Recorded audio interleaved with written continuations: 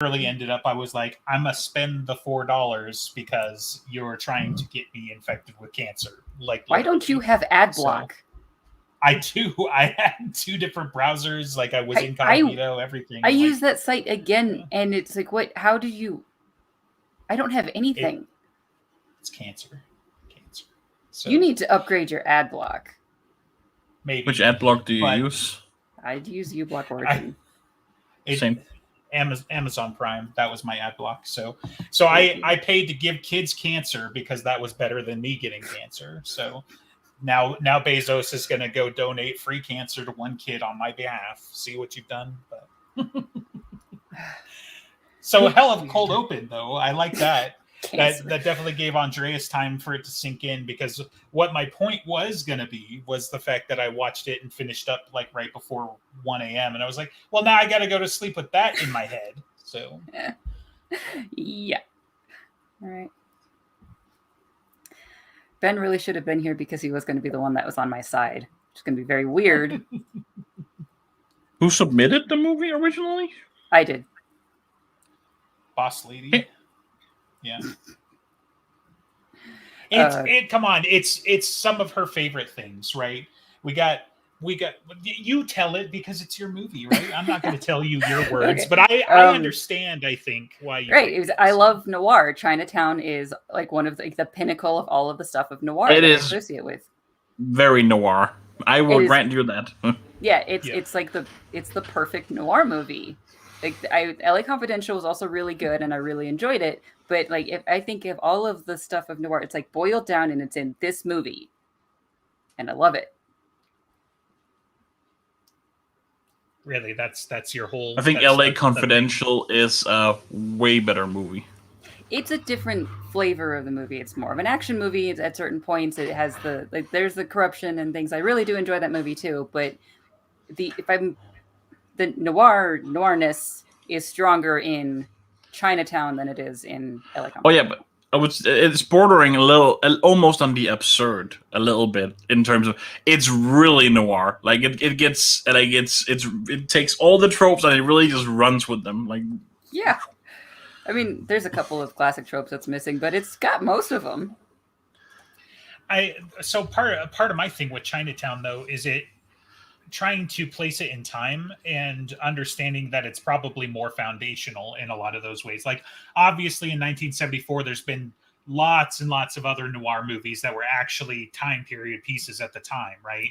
You know, you got the whole actual 1930s and 40s where this movie is set in 1937, but there were several lines and several moments that pulled me out of it because they are ubiquitous, where it's just like, you know, the Jack Nicholson's, well, when you're right, and you're right, you know, so like that sort of thing where it's like those come back later. And so I'm not sure if like this is where he says it for the first time or whatever, but it kind of becomes one of his staples, like I'll be back, you know, for Arnold Schwarzenegger or whatever, where it's like you hear that line and you think Jack Nicholson, or, you know, the forget it, it's Chinatown, which, you know, I'm sure that's a pop culture reference. Yeah, like it's that sort of thing. So I'm curious how much of this was like Chinatown playing on tropes and how much of it was like setting some of them, you know, because so many other directors, like this is in their top 10 movies, right? You know, so.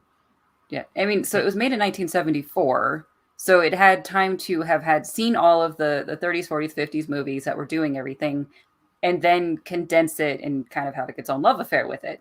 And then it was also long ago enough that for it to have influenced a lot of movies afterwards. Right? Yep.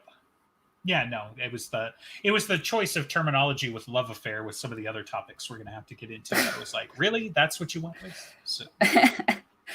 Sometimes it's like when it goes past homage and it's just more of a fixation, that's the term that seems to make most sense to me.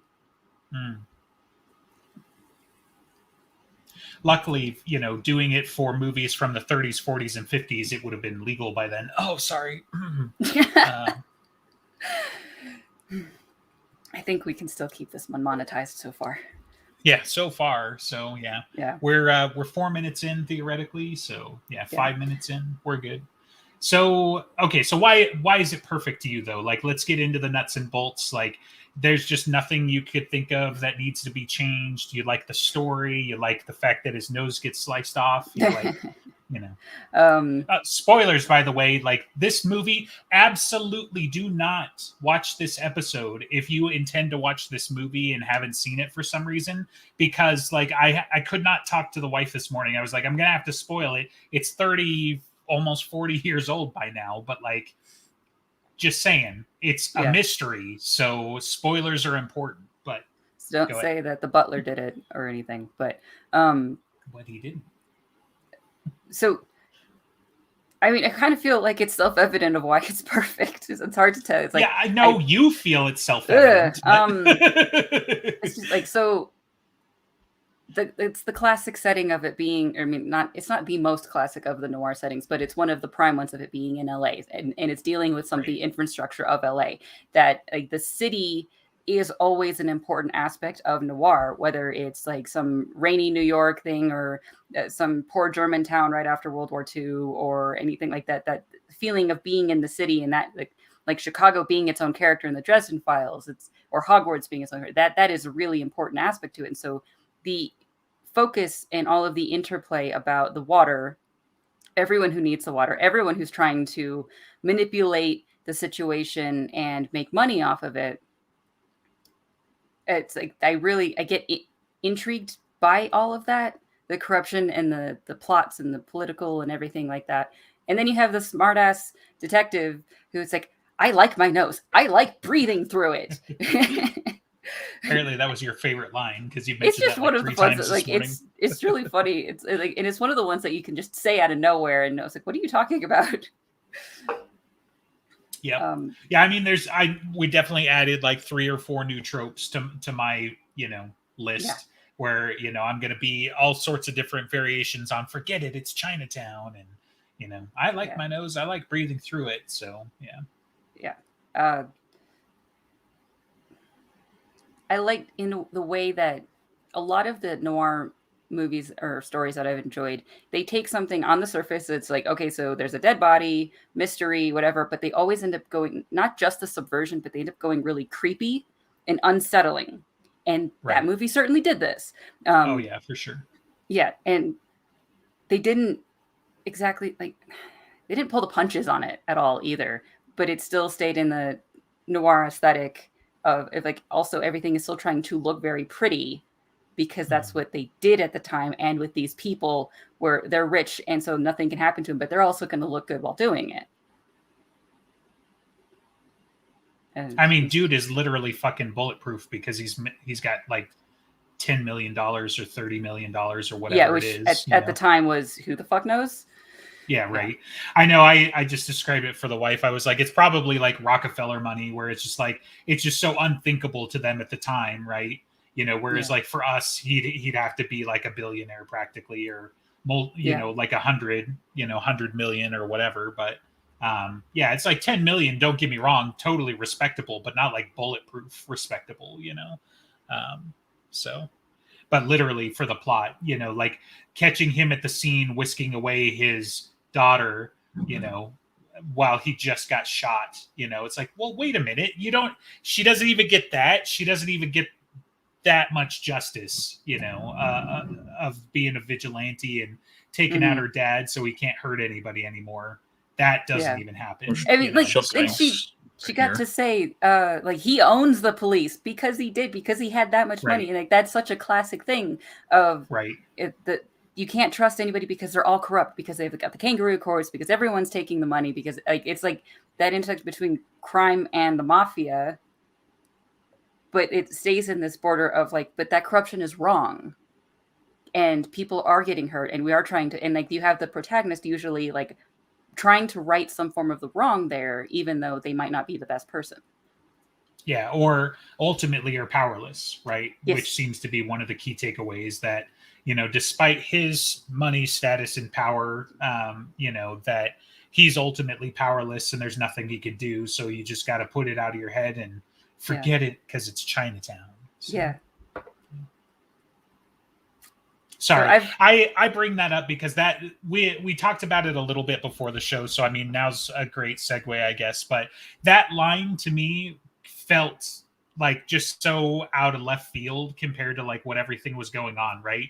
And so like I get it, like I've read some of the stuff. Some people are like, well, Chinatown's not a place, even though he talks about being a cop in Chinatown throughout like half the movie. Chinatown's a state of mind where you're powerless to make the changes and whatever, and that's all well and good, but like what I was describing to the director before we started recording was that the line to me feels out of place because it's one of his people who was barely competent, at least from Jake's perspective earlier in the movie. He's like, really, you spent all day, you got 10 photographs, like, and one word, like you got nothing, and he's consoling his boss who's been in the business long enough to have made a name for himself, right? He's clearly known. He's clearly somebody of some status, even though he's probably, he's new money trying to work his way in, right? So like as far as like upper class, he's never going to quite make it because he wasn't born with money, right? He's had to work his way into it, which is his whole tirade during the barbershop scene, right? It's like, I'm honest, I made a living, I blah blah blah. He's wearing nice suits, all of that shit. And then at the end, it's like, oh, pat, pat, pat. Oh, it's Chinatown. Well, don't let it worry you, kid. What do you mean, kid? How long's he been doing this? That's some of the helplessness and the despair and the cynicism. It's like everything he tried to do, he was trying to help them get out safely, and it didn't work. Right. Now the girl's going to go to her grandfather, and the woman that he was trying to help protect is dead. And everything that he was trying is now basically moot. He got a little bit of money out of it, but what he was caring about, he was trying to protect the thing that hurt him before when he was in Chinatown as a beat cop. It came back to haunt him. Even though he's gotten all the success, he's still reduced to being helpless in the face of something he was trying to protect. Right. Well, I guess, part of the disconnect, though, is like, because it's a noir setting, I tend to assume that it's more on the grimdark side than it is on, this is just one bad weekend out of a 20 or 30 year career, right? And then the idea that there was, a sequel and then a spiritual, third movie basically in Who Framed Roger Rabbit. Yes, that I've read that in the trivia, but that was great. But basically it's like, but that's what I'm saying. Like this dude has been in the business, let's say, 10 years or whatever it is. Like this can't be his first and only example of how shitty everything is, right? Like and I always took it as to be some of the meaning of like, it's not his first example and it won't be the last. It's just, this is the life that he's got. He's got a lot of disappointments and breaking up marriages. He's either doing something boring and break up nothing. Right, so. But a lot of it is finding the cheating spouse and dealing with all of that thing, or the notoriety that he doesn't want, and being blamed for having ruined a good man with Hollis Mulwray. Right. And anyone he's trying to protect consistently is getting injured. It's very much the same as you hear out of Dresden throughout all of the books. Anything that he's done, he's always focusing on the people that he couldn't protect. 17 books in, and he still thinks once in a while about Kim Delaney not being able to save her. Right. Well, and the other thing, like the parts that were more interesting to me about the movie and the general plot were earlier on, where it was like he is this respected, notorious private investigator. Theoretically, he's the best PI in LA, and somebody's setting him up, right? Mm-hmm. And so that gives him like a personal, into all this drama and what's going on. Where basically, I'm not even sure still why the sister-daughter did it, right? Like why she set him up, and all of that stuff, and basically got him involved. But she masqueraded as her mother, to basically, she's the one that hired him initially to go track down. No, the dead woman. No, Ida Sessions is the one who hired him. Oh, right. Okay. Yeah. Yeah, that's and she was hired by those PIs. She was hired. A working girl. She right. Okay. set him up to look at Hollis to basically to pressure him into doing what because what's his face wanted. Cross hired her, right? Yeah, Cross, and then and like gotcha. Yeah, and then also where's the girl? Because if that's where Hollis is going to go, then where's the girl? Because that's where he wanted. So the daughter was about the most damsel in distressy you could get in this movie. Yeah, well, Yeah. Luckily, most of that happened off screen, so it wasn't too bad. But but still, kind of going back to the original point, like that was the stuff that was more interesting. Was like somebody's trying to set him up. Somebody leaked the photos to the paper. Like presumably, it wasn't him. It wasn't his people. He doesn't necessarily want the notoriety, but he was kind of like writing it a little bit because it's like free publicity, right?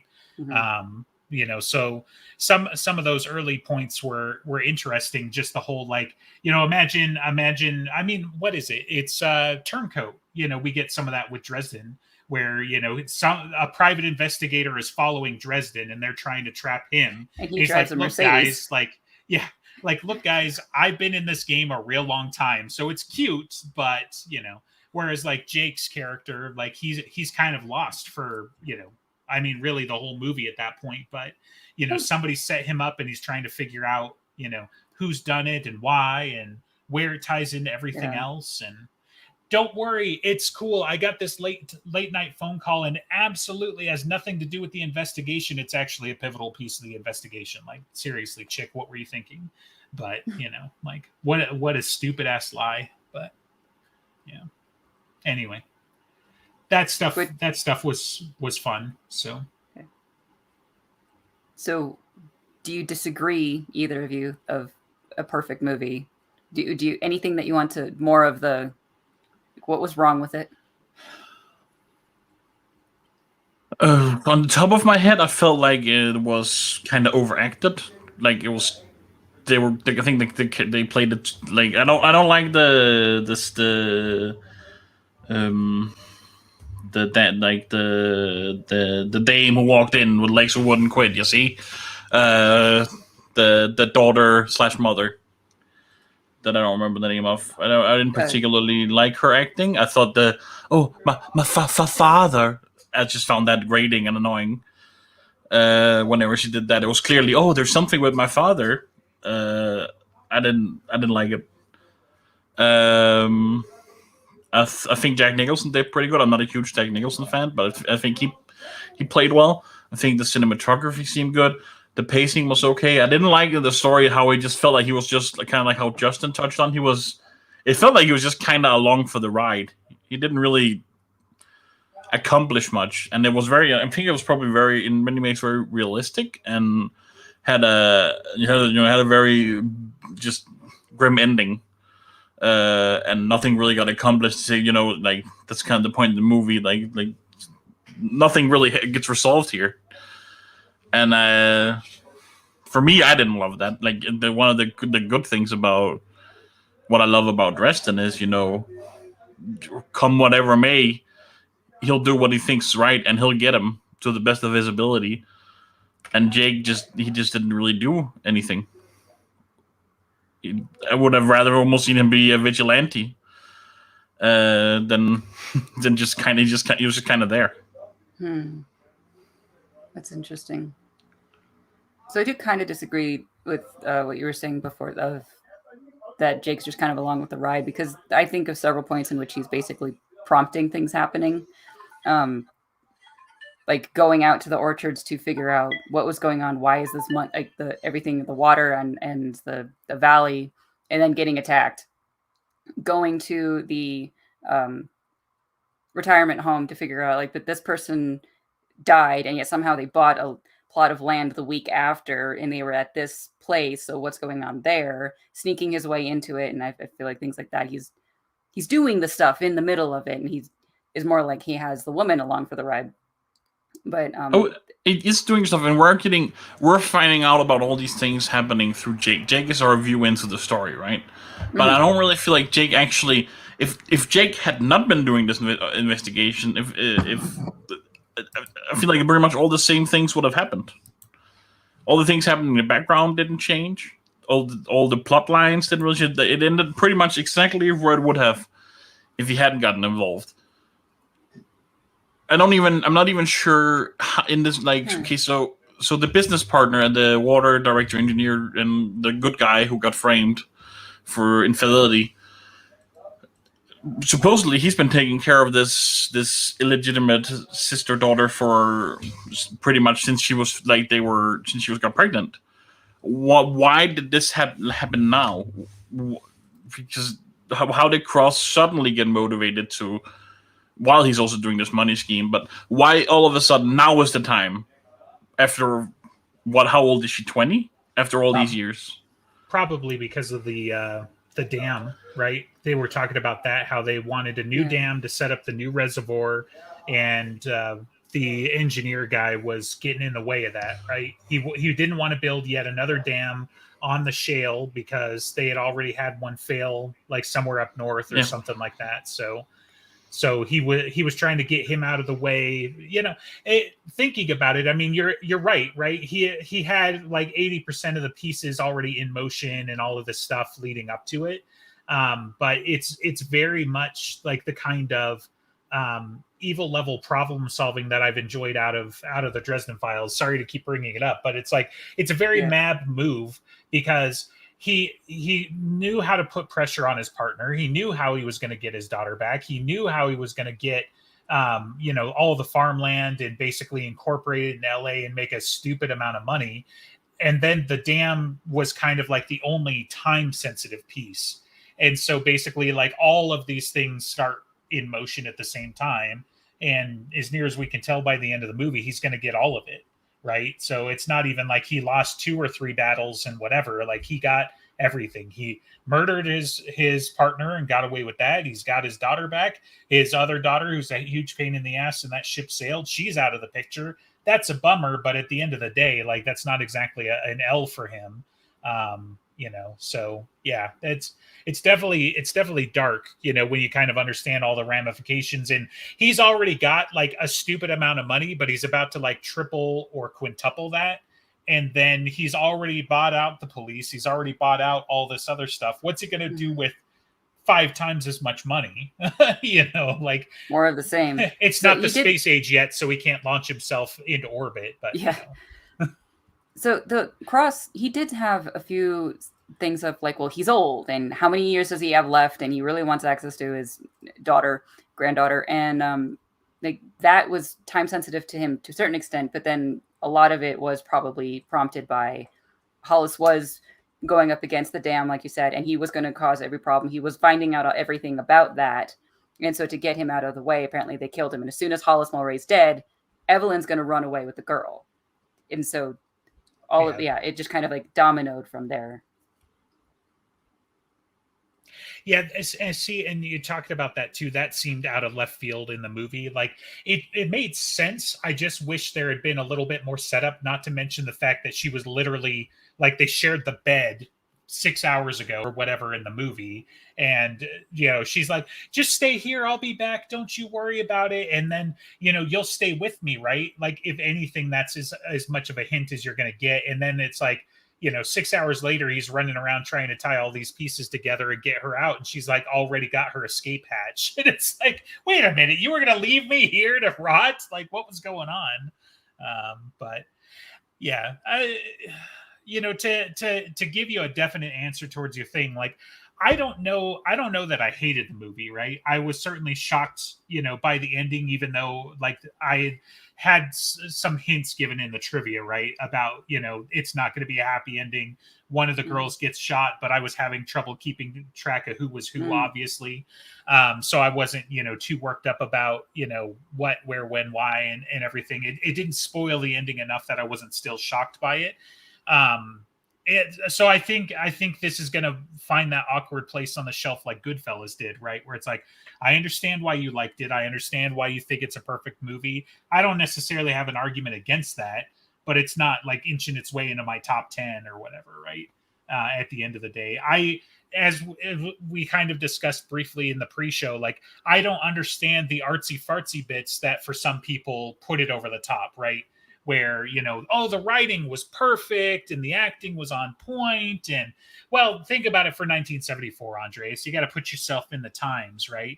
It's 1974 pretending to be 1937 or whatever. But, but even some of the things that would have been neat, like we were talking about in the trivia, they mentioned, having the old broken versus the new hotness, with the 2 watches side by side, or the glasses with one lens broken or whatever.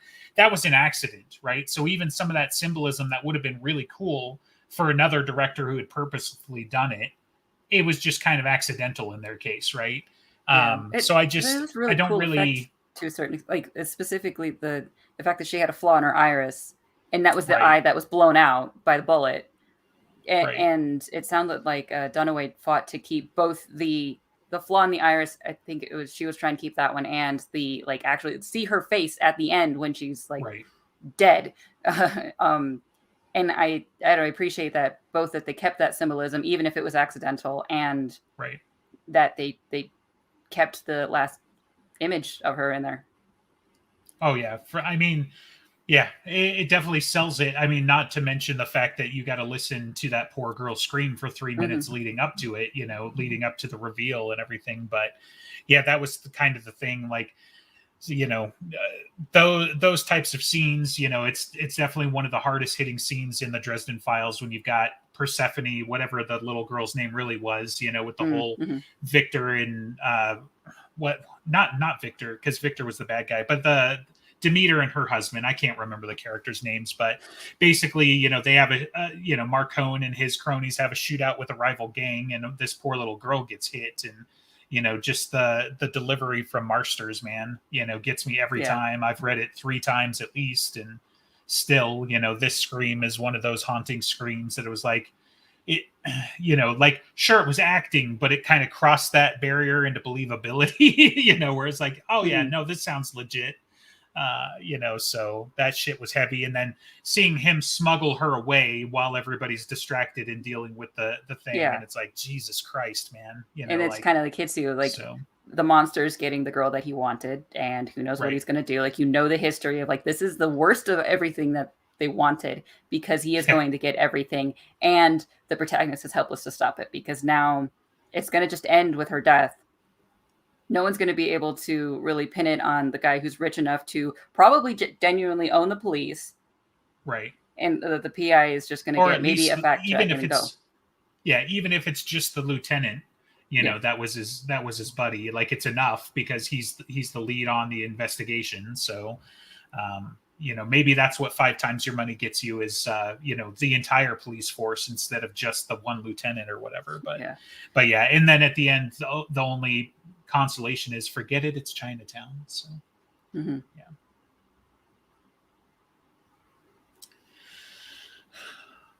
It was a neat little time capsule, that's for sure.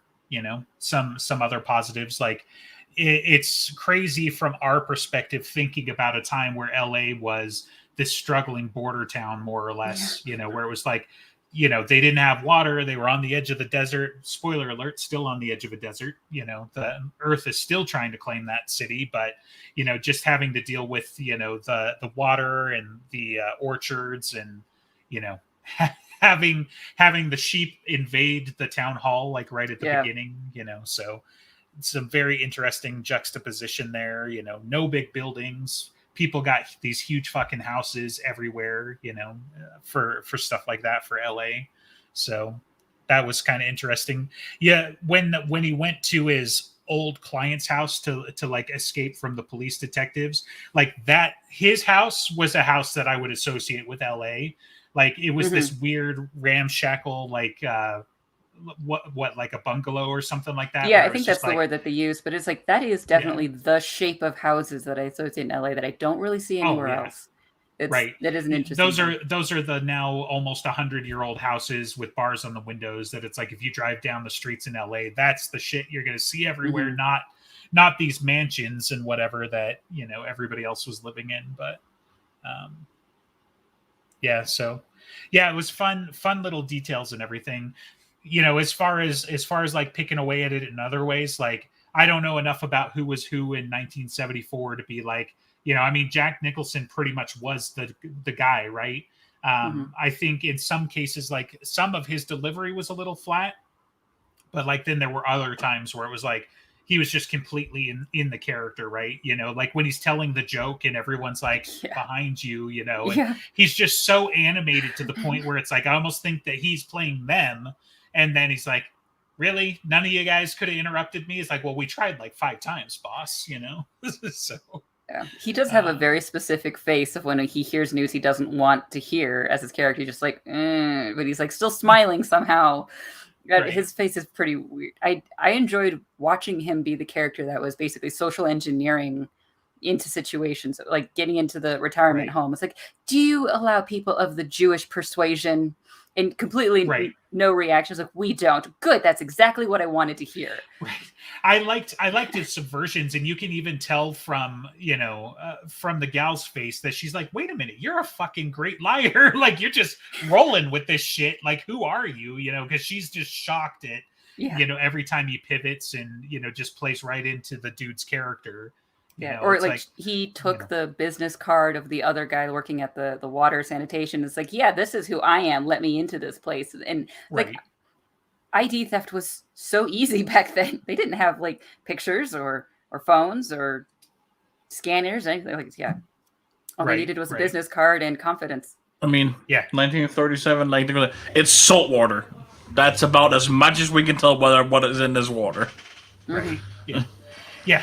Like if it was a CSI episode today, they'd be like, well, there's no way he drowned in the ocean because the salinity level's not right. This is more like a home pond, and they'd be like, ding, So, but. And even figuring out that it was Cross that murdered Mulray because of the glasses. Like, Hollis didn't wear bifocals, she said. So he's like, okay, who else is going to be there and have glasses? Well, the old guy did. And so it's like, here's one of the obituaries. And so then he pulls out the glasses to read it. And that's his confirmation. It's just like, he's manipulating the social situations. And I'm very bad at any form of talking to people in general. So it's kind of fascinating to me. Right. Well, and that's some of the stuff that I associate with the noir, right? And what I liked about his character too, though, was not just like he was testing these facts against each other to see how they played into the narrative, but like he absolutely, like the deputy director was complaining to like the police or whatever, right? He was making irresponsible, bad predictions and bad claims to see who broke a sweat. And to see where the pieces shifted to give him other information, right? So when he goes in and he confronts the deputy director, like in the middle of the movie, and he's like, I know that you killed him, and you're not working for the guy, so you're good. I want to get your boss, so don't worry about it and whatever. And the guy's like, are you fucking insane? I think ultimately he just had a better poker face because he probably was in on it, right? But just that sort of thing where it's like he didn't have it figured out. He didn't have all the pieces, but he was making everybody else think that he did or that he knew something. And then you get that by getting himself into trouble because the police think that he knows more than he knows. And that's what was kind of funny there, was like they were going to arrest him because he just stumbled into whatever, he stumbled in Ida Sessions' place because they fucking called him from there. It's not like he knew anything. Yeah. Isn't that your phone number? I don't know. I don't call it. Yeah, right. And some of that shit was great too, where he's like, he's not wrong and what he's saying is plausible, but he's fucking lying. So, so some of that stuff, was really, really well handled.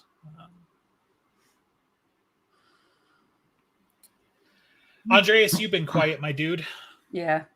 No, I mean, I think it disconnected when I said most of when she asked what I thought was wrong with it, and I also mentioned some of the things I thought was what was good. Like, to see if I can reiterate, I thought it was so for you, Justin, quickly. I thought it was kind of overacted over a lot of places, especially the female lead. I like Jack Nicholson in this. I thought he had some great moments. The joke, for example. There's just a specific point where he gets angry. I forget where it was now, but I actually thought I really felt that. That was a good scene. Like towards the end, or like when he's slapping her around, or what? No, not when he's slapping her around. He's like, well, among us, there's the thing in the barbershop, for example, where it was just it felt like I was like, I believe this scene, right? Yeah. So I thought he was pretty good. But like I said to Alex, don't know if you heard that. I just kind of felt like he was along for the ride. Mm-hmm. Didn't really accomplish like 80% of it. Like would have, I would say all of it would have probably happened anyway. And also some of the motivations of the bad guy and the why are they, for example, when they catch him out there in the water and they cut him in the nose. We're gonna have to be suspension of disbelief here because they're killing everyone else, but they're letting this snoop just run around. Now that you're talking about it, I mean, ultimately the main thing that Cross gets from Jake is his daughter, the girl. right? He needed to track her down, and as the best PI in the business, like everything else was related, so Jake gets wrapped into all of it, right? And he gets brought into it more so because of the subterfuge, right? Because of Ida Sessions and because of all this other stuff. So like Cross does kick that ball rolling, but probably because Cross knows that it's all related, that, like it's possible that him killing his partner was like, a moment of passion type of thing. Like, I don't imagine he went to his house necessarily to like kill him, but he probably didn't think too much about it afterwards either. I would imagine that it was a moment of passion. It doesn't make much sense if he planned to kill him. How a bajillionaire by the time wouldn't have just hired someone to do it if it was just, I need to get rid of him. So it's probably a follow-up to that discussion they had earlier that was photographed. Right. Yeah, so I mean, but that's what Cross ultimately gets, and what I don't think he would have been able to figure out any other kind of way, right? Was that, that's how he ultimately gets to his daughter, because it's like, I mean, he already sort of knew about her. They were just hiding her at a different house, right? So even when he went to go confront his partner, it's not like, oh, she's in the house, where is she type of situation, yeah. But I agree. But I also think that's part of the point, right? Part of the point at the end of the takeaway is like the director said, that Jake's basically added nothing to it. He's done nothing to stop it. And no matter what he did, like short of just like shooting the guy, like there was nothing he was going to have the power to do. I would have loved to have seen that. Like, right. That's what I like about Dresden, for example. He will do what he thinks is right. Like Jake comes off this also kind of chaotic good. Oh, he will do what he thinks is right kind of guy. Right. But ultimately he doesn't do anything. Not really. And they just kind of like, I feel like there was no action by him, you can say. I don't know. Like, it's like, Harry Dresden gets shit done. This guy didn't get anything done. I mean, it's like a lot of other, like, I guess, and I know it's grim, like I guess it's grim dark if we were to use modern trope parlances. Like, it's a dark story, and it's very, in many ways, it's realistic. But even other grim dark stuff that I read or watch, I feel like there's more. The bad guys don't just like get off like this scot free, right? And I guess that ending and also annoys me. Right. Well, and I feel like this is the third time I've mentioned it, so if I'm repeating myself, but I know I mentioned it in the pre-show, so just to make sure I cover it one more time. Like, the thing about Cross, and like part of why it's so disgusting, is that he's so rich that for the plot, he's literally bulletproof, right? He does get shot. She does fucking shoot him in front of the police, and he all but walks it off, at the end of the thing. So it's not exactly clear where he shot. I took to, for believability's sake, I was like, okay, very small caliber pistol, right? It's very tiny, and it looks like it's shot like here, right? So maybe it wasn't that bad, but it was like long, because I thought it was shot in the chest. Yeah, least. I originally thought it was like around here. I was like, that's gotta like hit a lung or something. Maybe there's not enough. A lot more about guns than me, but a small caliber like that, maybe it doesn't have enough power to get in there. Maybe it hit a rib, so it. But he's he's like, there's also a thing that's a little like, he's a decrepit old dude with a cane, running around with all his money, but he's not like, how does he fucking kill his partner who's like, 30 years younger than him? Right. Shock, some people are soft, that sort of thing. Yeah, I Like guess. the dude's like 30 years older and whatever, but he was probably like a farmhand. Like you'd be surprised. My grandfather couldn't stand, but his grip, he certainly had a couple of minutes of good grip that he could grab a hold of you. But whatever, like that's all outside of the script, right? So if they don't show you in the movie, it doesn't count. But yeah, like that, I could think of a bunch of different things, but at the end of the day, it happened. What's the shock is like, what do you do? Pay off the staff? Like, where's the guy that is constantly working on that pond? That he didn't catch that his boss was murdered in the fucking pond, and like, This like, guy's wait a just minute, dude, I'm still working on this shit. bad for grass, fishing things out of the pond the whole time. Well, these glasses has been here for 3 days. Right? Yeah. Huh? I'll tell you what else is bad for grass. It's the bodies in the pond is not great for it either. So, but yeah. Man, I understand. Don't worry about like- it, Andreas. That's Chinatown, buddy. Yeah. So. That's Chinatown, dude. There were good. There was great one-liners, right? And there were things that was good. But if perfect movie, I don't think so. Yeah. Well, Not for me, anyway. It's just I think it's not our genre, or it's not our it didn't resonate with us. But neither can we really think of ways to improve it, right? So I think begrudgingly, like I'll have to agree in the sense, but it's like I'm not in a hurry to rewatch it anytime soon, or kind of like Goodfellas, like I mentioned. So it's shocking, it's gross, like the bad guys more or less get away with it at the end, like. I would say, like in Goodfellas, at least, like generally, the whole, like, what I feel like is kind of the point of what you're left with is crime does not pay. It's not worth the stress. He gets into witness protection, but I don't know if it runs after in the text after, or I read it, but he gets back into crime, right? And like all these other guys he rat on, they all go to jail. They all fucking kill each other. It's like, I think it paints very, like you said, you kind of got like felt a little sick when you watched it. It had this message of like crime. I mean, it looks glamorous, but it's like when you think about it, like that's why these crime movies are popular. But it's not. It's not great. Right. I think in some way the reason why it hurts that the bad guys get away with it in this movie is because they have gotten away with it. It is kind of a real life thing, and oh yeah, for sure. Like it's very realistic in many ways. Yeah, but and I totally get why. Like, if you're watching something for wanting to maybe a little bit of escapism or a fantasy of your own, it's like having it in your face of something that's so depressing at the end is like, I can understand why it's not what you want, and that's it can be a perfect movie and you can still not want it. Just like everyone seemed to like Children of Men, but none of us had rewatched it for some reason. Well, not like super recently anyway. But there had been years in between. It's definitely not in my it's definitely not in my regular circulation.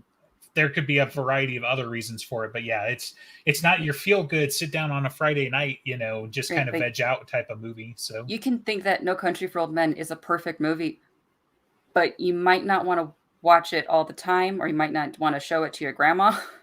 It's just like my grandma's badass. She's from Oklahoma. She'd do it. It's like probably laugh at that movie. I think that's a fair point, Alex. I still, if I take that into mind, I still think some of the issues I had, I think are still wouldn't make it perfect for me. But I think that it is a valid point. Like just Children of Men that you bring up.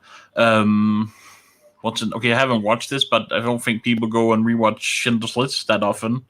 Right. Even though it's a very good movie from what I understand, the one that's like on my list to watch that I just never get around to. Among other things, I think I'm not particularly into watching depressing movies that often, or movies that are like that. One recently that was kind of depressing that I watched that I thought was good, but still I would say it had a better uplifting ending. Is it called Blackwater? It's the guy who plays Hulk. I can't remember the name now. I can never remember names. Mark? Is that his name? Mark Ruffalo. Ruffalo, yeah. About this whole Teflon big case. I don't know if you heard about it. Teflon's poisonous, and like this movie goes through that whole history of that. This company, which is also this gigantic billions-dollar company who just don't give a fuck about the people they're hurting, and it's all based on a true story. And it is like the whole process, the whole movie. It's rather depressing, and you see how it kind of consumes and ruins his life because how the justice system works and how long this case and these things take, and how little of a fuck this company gives. For those listening along at home, it's Dark Waters 2019, and I mentioned that because Dark Water is kind of ubiquitous for a lot of action and horror and other things. I was finding all manner of other weird shit that I was like, yeah, I don't imagine Jean-Claude Van Damme is starring next to Mark Ruffalo. I didn't want to derail your point, but I was trying to find the movie. So but I think that was an excellent movie. But it ends on a I would say it ends on a positive note. I guess that does. I like these movies based on real things and real stories. Now you can be told something that really happened and learn something about real life and about the human condition. But yeah, like I think often like when it's these gritty endings, I don't know. I mean, but it's weird though. I love Joe Abercrombie's book. They can be pretty dark. So I don't know. There's something about, I think, the character being helpless, or the fact that Jake wasn't able to do anything, versus what I remember. It's been a long time since I wrote the Blade itself. All of the characters were capable of making changes to their lives, whether it was good or bad, or other people were able to fuck them over. But they all had that sense of capability, even the people who didn't really deserve it. So a character being helpless is more uncomfortable than someone who is like Dresden, who has to deal with monsters and titans and friends dying, but he's still one of the more strong people in that universe. Yeah, he has power, right? Even when he's against someone vastly, even when he's punching up, which he kind of has to for a decent story. He's almost always punching up. He has enough punch. He can do something. Yeah, and that's a lot of what draws us to Dresden, to fantasy, sci-fi, to any form of fiction. Like a lot of even mysteries, they do tend to rely on like you want to find the bad guy, you want to put the bad guy away in some way, and we have like this fantasy that we would be able to do it. That like that just like the same thing as if the bad thing happened to my family, I'd be able to protect them, and we want to think that, and so it's really uncomfortable to think that we can't. And I think that's what you're focused in on, and it makes perfect sense. Same thing. But they're all different and valid stories, though, right? Too, right? It really kind of depends. Like, there's obviously a huge amount of hero with 1,000 faces types of stuff where it's like it's black and it's white, and there's the good guys and the bad guys, and those stories are great for teaching you basic foundational morality, right? But then at some point, like you kind of forgive the way this is going to sound, but you kind of grow up, right? And you realize that nuance is fun, and so then you like that your villain kind of makes sense, and some people like that their hero isn't always squeaky clean, and that sort of thing. And then maybe you start to get to the thing where it's like some people really like the gritty, that's Chinatown, baby. They like to be like, this guy had no power, that sort of thing. I find that often my niche of like my favorite stories are, where you are trying to fight some monolithic thing, right? So that's why, like for me, Cthulhu mythos kind of like squares up quite a bit, where it's like, what Jake basically, like, without making this too nerdy and without making this really like a sci-fi horror thing, Cross really is an elder god, right? He is untouchable. He really is kind of breaking the laws of men, both, genetically and, ethically, morally, all of those things, right? He is untouchable at the end of the way. And Jake was trying to stop him regardless, right? It's those kinds of stories where it's like, yeah, he is powerless, but he is going to stand up for what's right. He is going to still try to do it because, that's the strength of the morality of his character. Like he is definitely more of an anti-hero type. There are plenty of places where I'm like, wait a minute, that's bad evidence hygiene. Like, he's just pocketing evidence left and right. And like, that's terrible practice. Fucking get the police in here. What's wrong with you? So they did have a point, right? The lieutenant is like, you are withholding evidence, and it's like, yeah, but not the shit you think. Not the stuff at the end of the day that you're worried about and whatever. But some of those are fun, but just the idea that he should have been more capable than he was. Like I said, kind of would it not have been the movie versus the end? Would it not have been more consistent with his this anti-hero character, this gumshoe, this guy who seems to be sure mostly he'll do what he thinks right? He's not afraid of fighting back. Like, when he comes to this, like, why does he in the ending here? Why does it he just like kind of he confronts the guy and then he just kind of okay, here's the glasses, let me take you to her. Why doesn't he? What's the point of that? Why does he lead them there? Why doesn't he lead somewhere else? Why doesn't he? He was at gunpoint. Yeah, but is that consistent with who he's presented to be? Or he was would also he taking him to where the cops were because Right. the cops had found her there. He was taking him Yeah. to the place where everyone was at one spot. So was he naive enough to was- think that the cops wouldn't just back the super duper rich guy who owns everything? Yes. Yeah, that appears to be the main flaw that he had, and that the widow kind of I'm sorry, I can't remember all the characters' names, but Evelyn Mulray. where she brought him up to speed more or less, and like, you idiot, obviously they work for him. It's like to put it in terms that we both can jive on a little bit better. It's like Dresden set up the whole Demon Reach thing. He gets all the players to go there so he can flesh out who the real villain is, and then the wardens turn on him. And it's like, wait a minute, like, that's not supposed to happen. That obviously would have gone much differently and worse for Dresden if the wardens had been on the take. And that's what's going on at the end of Chinatown, is that he trusts his friend because they have they work together, they understand each other, whatever. Yeah, sure, his buddy's got to do his job. He's going to book him, he's going to take him in, whatever, but he also is going to get out, right? Like, more, he seems confident about that all it is it's going to be an inconvenience. And that's why he calls his people and says, hey, look, if they book me, game over, this time, but otherwise find me here. And they bring the police, or at least the police link up with them, and then turns out that the police are in on it too. And so he didn't really have outlets. It's kind of left a little ambiguous, right? In on it, or unwilling to go against such a powerful man. Could be both. He just made lieutenant, right? It's kind of hinted at, like, he's like, he want to keep his gold bar. Yeah. Right. Yeah. But yeah, he got there and he was like, just let me explain. I can explain everything. And then they handcuffed him. Like, he really did think that he was going to be able to unravel it all. No. Yeah.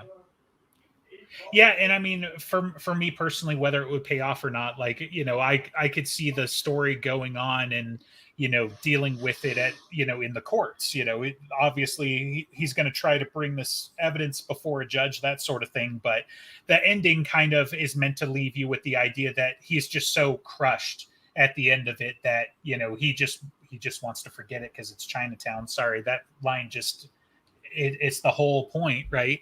Yeah. But yeah, basically at the end. Yeah. Right.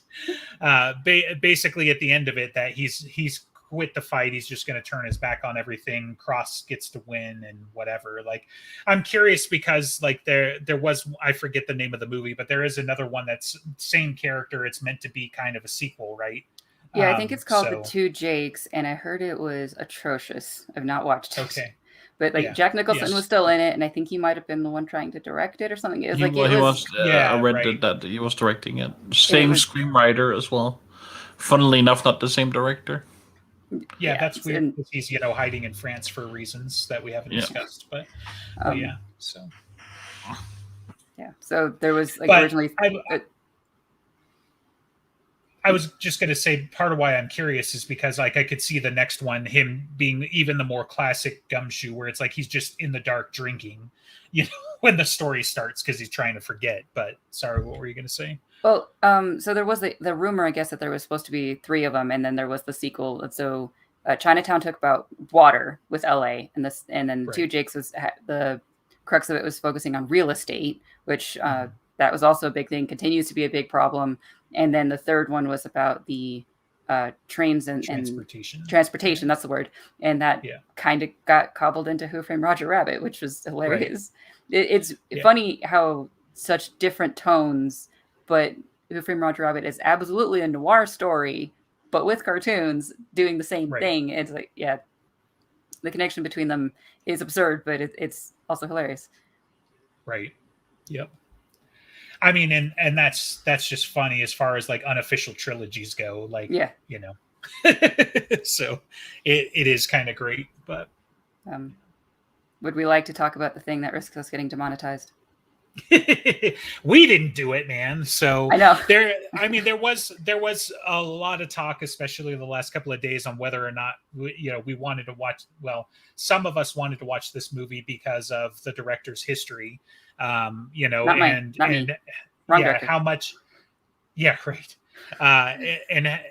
She totally backs the guy. She's actually I'm sorry, but just kind of some of the external forces around the movie and how much the author being a douchebag or the director being a douchebag in this case should separate out the movie and reflect on the movie. I mean, at the end of the day, the dude is totally gross and a criminal, and he's literally on the run for his whole life, because he's stupid and made stupid choices. But one of the things from one of our patrons basically talking about is that this movie actually comes out a few years before that happens, so that might give you an extra little bit of a wedge, and it makes me feel a little better.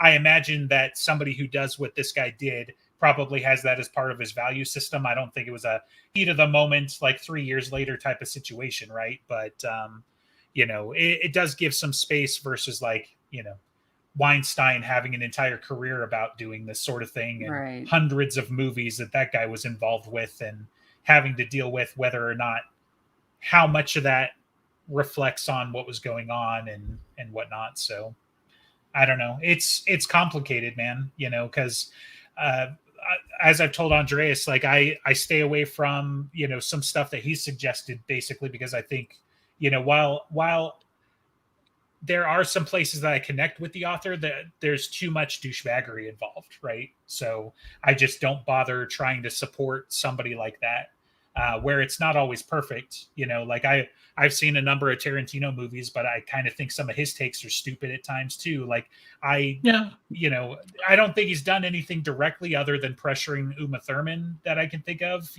which was a shitty decision, and he says he regrets it, whatever. But he also defended Roman Polanski in really gross ways at one point, which is like, so there's clearly some Tarantino unalignment there. Polanski, it's interesting to think of.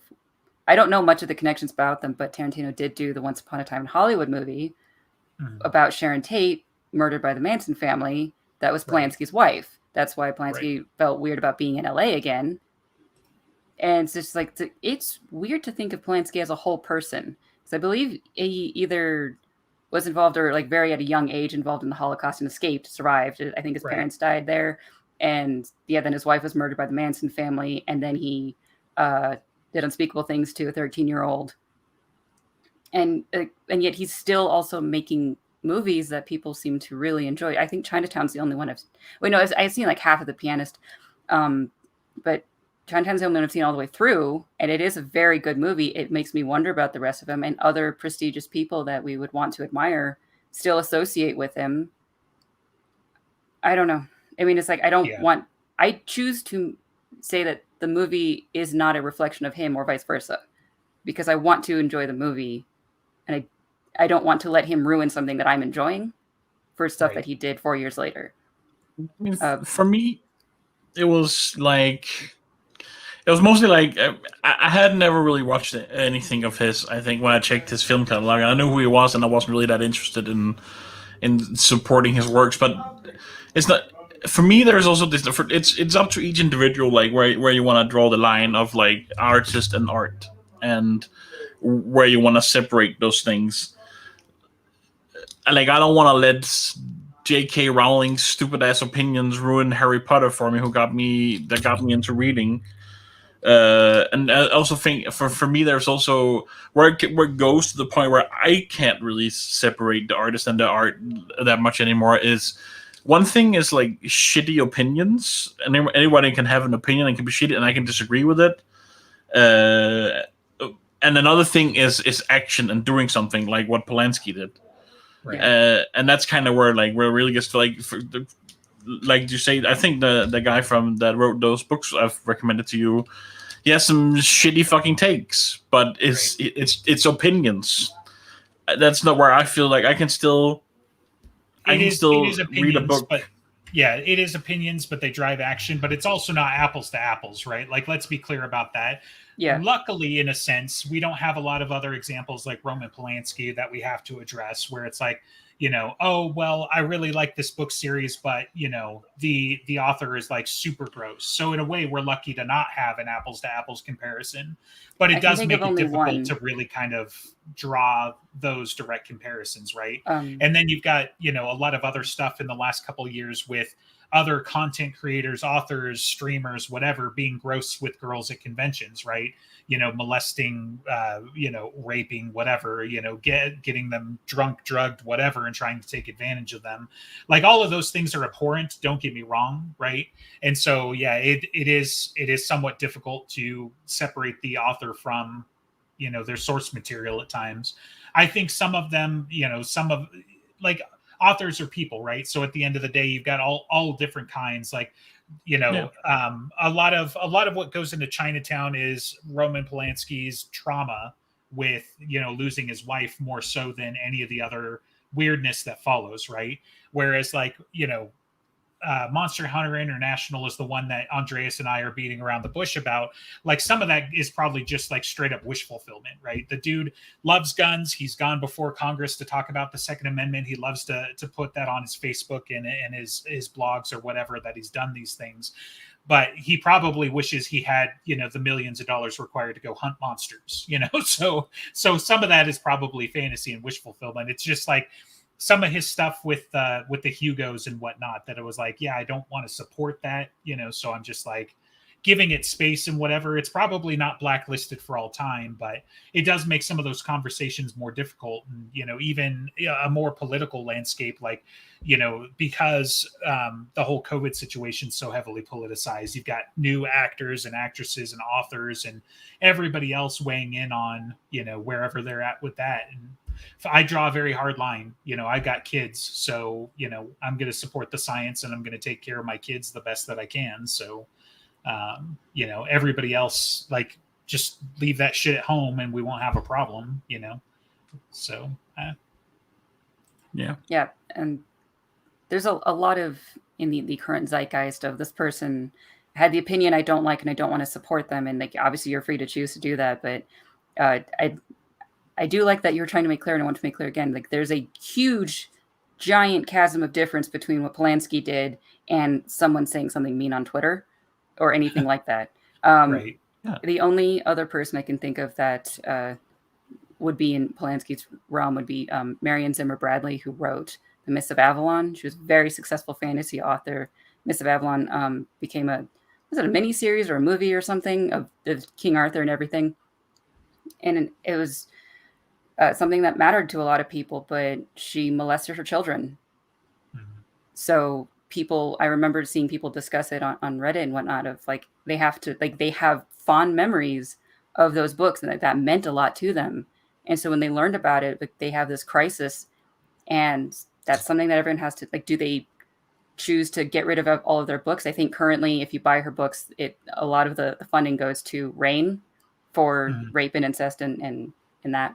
But like, people have hard decisions about that, or like people supporting Lovecraft because he had racist views, and like, again, not the same thing that Polanski did, but right. Yeah, you have to make an individual choice. But I do think it's okay. Maybe that's just because self-serving. It's okay for someone to enjoy that content still. It's like, I want to enjoy this movie, so I choose to disconnect it completely, as much as I can, at least. Like, if I choose to read Mists of Avalon, I've never read it before, and I do it knowingly, I can still enjoy that book and condemn her actions elsewhere, in my opinion. Well, and I think, I mean, to me, it boils down to two things. Like, first of all, what you said is it's a personal choice. So you got to come up with your own reasons for doing it or not. And then that's where the discussion happens, right? Because people want to be right. They want to have more information, make the right choices, that sort of thing. But then the other part is being open-minded and thoughtful towards how this relates to the material that you're doing, right? So, that, because that kind of that point underlies some of the examples that I used, right? So like, in this case, in Chinatown specific case, it's hard to see there being any kind of impact from the rest of his character impacting this movie versus his trauma is very much boiled into this movie, right? Whereas, Monster Hunter International is, probably the author living his yeehaw American dream, right? That's my impression of it. It's certainly based off of flawed and incomplete information versus like reading something like the Miss Avalon and wondering to yourself, like, are some of the character interactions driven based off of her own experiences and whatnot? Because that's the stuff that I would find insidious and difficult to deal with, right? Is like, you've got an author who turns out to be a serial killer or whatever, writing about, these lack of empathy types of characters that are just like making these horrendous choices and being like, yeah, that was probably them, inserting some of that into the books, right? That would be a whole lot easier to be like, I'm pulling the plug, I don't want to support that. I mean, I don't support Game of Thrones, whether the author has done anything shitty and weird like this anyway, just because I don't like supporting that kind of story and imagery, right? Like, it's fine that this shit happened in history. I don't need to go read fantasy that is fueled and driven by some of the themes that he addresses in his books, right? So that's kind of my thing with like Game of Thrones. Which book was that, sorry? Game of Thrones, and why it doesn't necessarily, I'm not saying it reflects on George R.R. Martin, though I do have questions. But it definitely revolves around themes that I don't enjoy, and it wouldn't want to, like saturate myself into. I have enough time, like hard enough time with Leon the Professional, and that got darker and weirder the more I understood some of the things I didn't get as a kid, let alone, the whole violence against women and children, which is like my huge abort flag, where it's like, where it's just like, yep, okay, that's not a story that I'm going to enjoy, 9 times out of 10, just those sorts of things. So some of that you're just going to have to make your personal determination, right? Like, I'm not saying if you enjoy Game of Thrones that I find that weird and whatever, but for me, it's just too much of a brick wall, like watch the first episode, thought, okay, I'll give it a try. And then it's like, well, we just threw a kid out of a window. So yeah, I know it's only going to get worse from here. Right. So like, no, thanks. That was already over the line. I do not need to delve further into this to see where that's going to put me, because it's already making me uncomfortable. Right. So anyway, that's just my perspective. So. Mm-hmm. And I also want to be clear, Andres, I thank you for watching this movie, even though you didn't really want to be able to experience it with me. Sure. I mean, I might have been more hard-headed about trying to keep that streak going if it wasn't I found out so last minute. But I do think it wasn't an entertaining movie, not a perfect movie, and maybe I'm also colored in my vision of the movie because I went into it pretty, I was like, I know this is a Polanski movie, so I probably went in there a little more negative, but I still think the points I made kind of were valid. Yeah, and you gave it a fair shake, and yeah, I thank you. No problem. So what's our next movie? Yeah, we're gonna have to find something happy again, I think. What's happy? Happy doesn't exist. Well, I mean, we watched The Emperor's There's actually a movie called Ballpark, so. Or, Galaxy Quest wasn't too bad, but, you could definitely get into the darker elements if you wanted to get past the humor. I don't know. I don't remember what's still on our list to go through. So let's see. Stargate, Logan, Die Hard, We're Saving for Christmas. Princess Bride is still here. My Fair Lady, Logan, but that was definitely Ben's. Happy. So sorry, go ahead. I've not watched any of a dark movie. But Seven? There's one I think you should watch, Justin. Yeah. I'm not. Seven is such a good movie. I have a problem with watching Kevin Spacey movies now. Right. I mean, that's another great example, right? So. Fifth Element.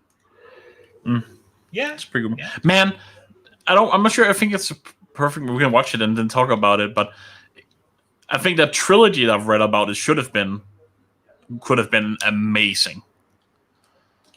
But we can actually watch The Fifth Element and talk about that movie and that whole thing. Okay. about the trilogy. Shortly, so from what I remember, from what I've read, is originally The Fifth Element was supposed to be a trilogy. This was supposed to be the first movie. There was supposed to be a lot more lore building in it that was cut, and it was just made into one movie, and it was never continued. Like that whole consuming planet sun thing was supposed to be. There was supposed to be a lot more lore about that. Gotcha. Have you watched Train to Busan, Justin? No. Have you guys watched Squid Games? You would love great. it. I considered it. It looked interesting. It's Fall Guys, but a little bit more blood. Okay. There's something about the Korean creepy movies. I think Parasite should be on that list anyway. I need to watch that movie too. Parasite was good. And yeah, I think it should be on our list so we can put it on our schedule at some point. And then there's some other ones that I really enjoyed, but Squid Games that just came out, that was a lot of fun. They did the writing very well. It's probably the best zombie movie I've seen. I've heard about it. But maybe I just bought into the hype. I don't know. Train to Busan? Yeah. It's a zombie movie. Mm-hmm. Yeah, that's why I said you should watch it. Yeah. I think they're on a train running away from the zombies. I've watched a lot of shitty zombie movies. I don't really have standards there, so yeah. But have you watched it was really good. Yeah, that might be why. Like I don't necessarily, watch a lot of other foreign films and stuff like that. Like there are too many variables that can pull me out of the movie sometimes. But I mean, I watched like Snowpiercer, and it's not like that was great. So, talk about a dark movie, man. Yeah. So the biggest barrier is probably but whether still you can have to read subtitles or not. Still ended on a hopeful note. Yeah. Oh come on! How do you read? Like, were you reading the list? How do you read Logan and skip over Hot Fuzz? Like, come on! I have no opinion on Hot Fuzz. I have not watched. Yeah, it. but you. Well, that's you the read point. Logan and you didn't just go down the list. Like, yeah, it sounds like we should watch Hot Fuzz for the greater good. I mean, that's a good movie. That could be a perfect Groundhog movie. Day's not terrible. Come on now. I didn't see Groundhog Day. I didn't intentionally skip over that one. No, I know. I'm just like, I mean, it was the fact that one followed the other when you. And then it was also like, there's several on here that we've already done. Yeah. So we need to clean up the list. Yeah, for sure. We need to clean up a lot of our infrastructure. I like how we've got like all of these random ass movies. We've got Addams Family Values, which again would also be pretty good.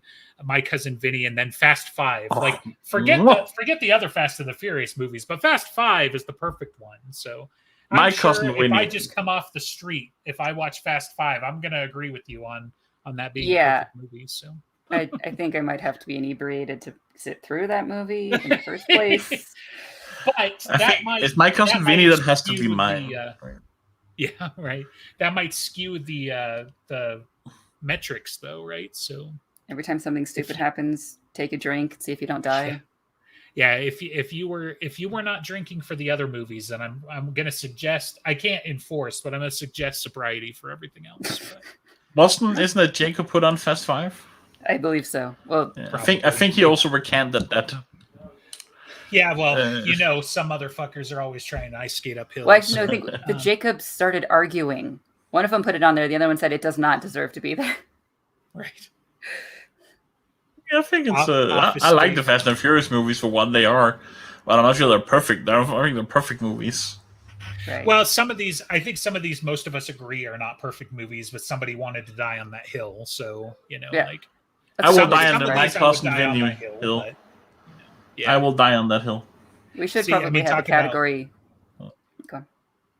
No, I was just going to say, like, My Cousin Vinny, I haven't seen since I was a child. So, like, I want to see it for the nostalgia and the lulls, but not because I think it's a perfect movie. So, I think we should have a category of movies that are terrible and we make each other sit through just to torture. But we need like a good dangerous name. I know. I don't know. I kind of like. Well, I I mean, mean, that sure, would we be could like do guilty that. pleasures, right? Like it should be. Some of you don't have enough guilt for liking these movies, but it should be. I think there's two. So, Some of it is almost a sense of wanting to punish you with right. something that I enjoy. It's like I so that's like not quite guilty pleasure. It's not like this is a dumb movie, but I love it. But like you are going to hurt, and I'm going to laugh at you. tell us in the chat if something comes to mind for that, because for me, so I have a buddy who likes to watch terrible shitty horror movies, right? He goes out of his ways to do that, but also just like bad movies in general. So he has bad movie nights several times during the year. Like we even tried to do some, through streaming during the pandemic and whatever. But the one that I will never forget that's become a meme with this friends group is The Stuff. And so, like, anytime someone's like, well, we should watch a terrible movie that you kind of enjoyed so that we can inflict it on other people, The Stuff is what you should go watch. That's going to be my first suggestion, like, every time. Like, it didn't necessarily drive me around the bend like it did some of the rest of the audience, but it's basically like, it's one of those classic horror movie, like Monster of the Week types of things where it's like sentient yogurt. Okay. And it's running around. It's like The Blob, but not as good. It's just like, it's just so bad. And like Slither is kind of almost a modern retelling where it's like there are redeemable parts of Slither, which is why I like to bring it up. I mean, Nathan Fillion's like one of the main dudes in it, right?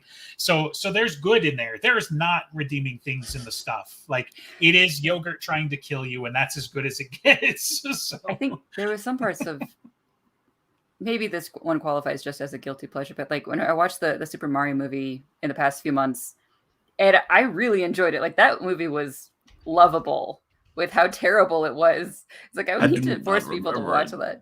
I do not remember it being good. Did you see who they hired to be Mario? Yeah, that annoys me. Yeah. I like him, but I can't picture it. Well, I get angry because if it's an animated movie and you're bringing in people to do voice acting, keep the voice actor who's been doing it for 30 years. That's the part that I don't understand. It's like it's already animated. Why would you not just cast the voices? Yeah. They're going to start the Nintendo Cinematic Universe, and they need big name actors. It's if they were casting Chris You're Pratt as probably doing not wrong. but if they were doing a live action, I would give him a lot more leeway because I enjoyed the previous live action movie, as stupid as it was, and I know nothing about Mario. It was horrible, but it was lovely. But it's also such a low bar, right? Like you could just about get away with anything Mario live action because of how terrible the last movie was. They had was. Bob Hoskins in it. He tried so hard. Yeah. I can't even process the thought to get through it. But talking about guilty pleasures, to get one last one in, for that sort of thing, I would die on this hill, but They Live should be a guilty pleasure. No matter what you get out of it, no matter all of that stuff. I mean, freaking Roddy Piper and Keith David fighting for 5 minutes for no reason. Yes, it's that. Really, you've never seen They Live? That one, I'm gonna get the tip. Never even heard of it. What? Holy crap, I'm totally dying on this hill. It's not even remotely a perfect movie, but it's one everybody has to see. And now I can't believe it. I can't believe that I went with The Stuff instead of this. Jeez. We would also watch the notoriously worst movie of all time.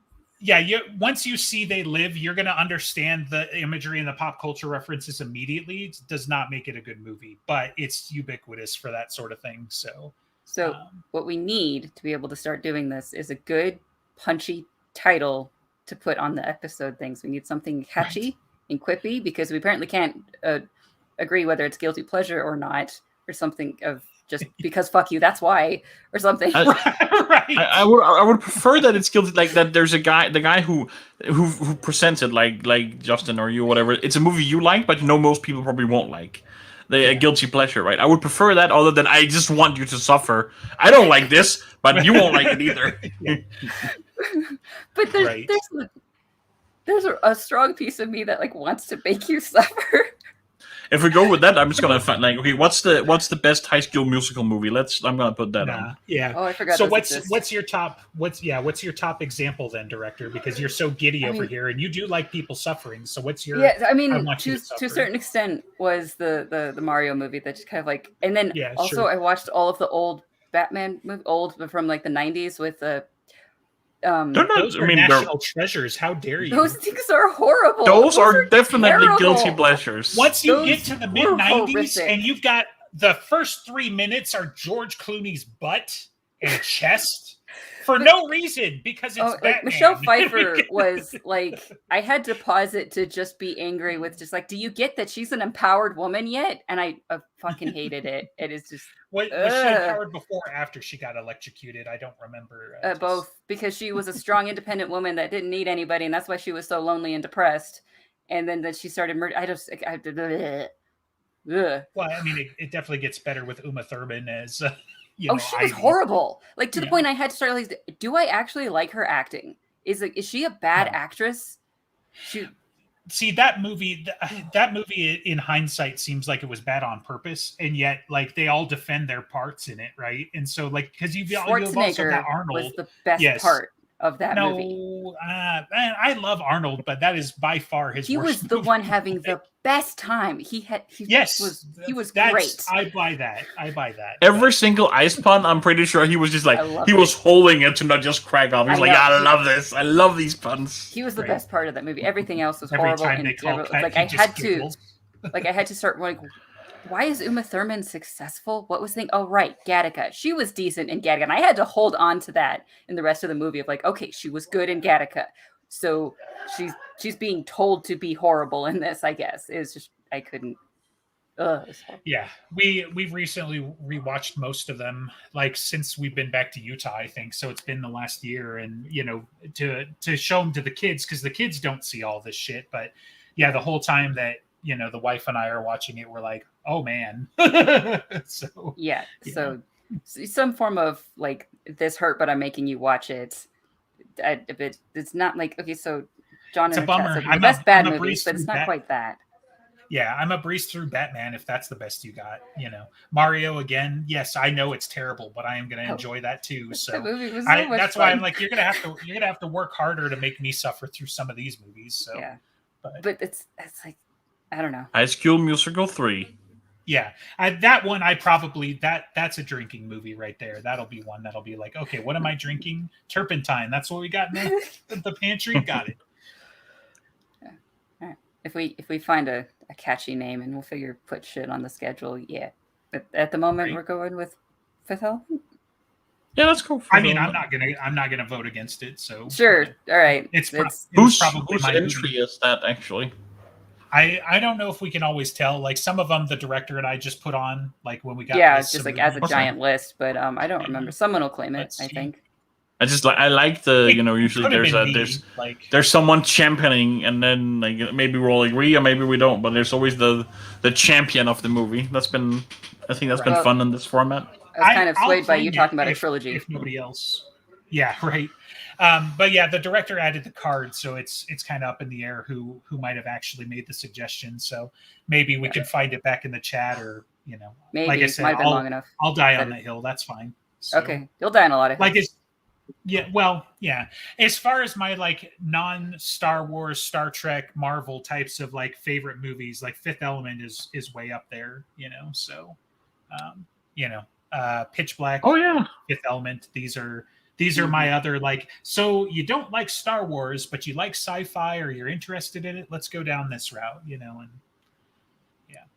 Yep. Well, I think we should try and wrap up the show before people get sick of us.